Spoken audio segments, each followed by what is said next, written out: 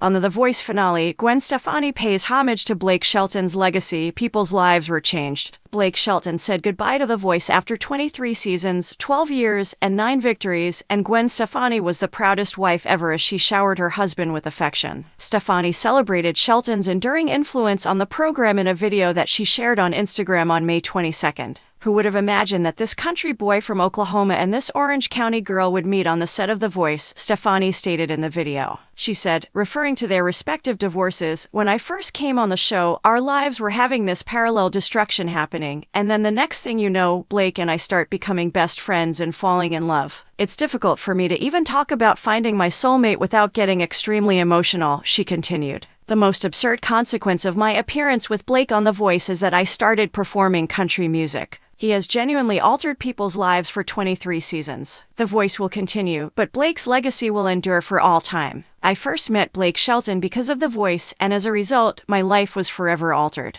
We love you, Blake, and I'll see you at home. Have a nice finish." Shelton recently shared a reflection on Instagram on his own experience over these 20 years. He posted a carousel of images of himself from over the years with the remark, "Can't believe it's been 23 seasons of at NBC The Voice. And especially can't believe today is my final episode, according to POPLEIT's Sour and Sweet. I doubt any of us imagined what this would turn out to be when we signed up for season 1. I've made memories and lifelong friends during the last 12 years. I've had the wonderful opportunity to train some incredibly amazing musicians, 9 of whom have brought home #Team Blake wins. Let's make that 10 tonight.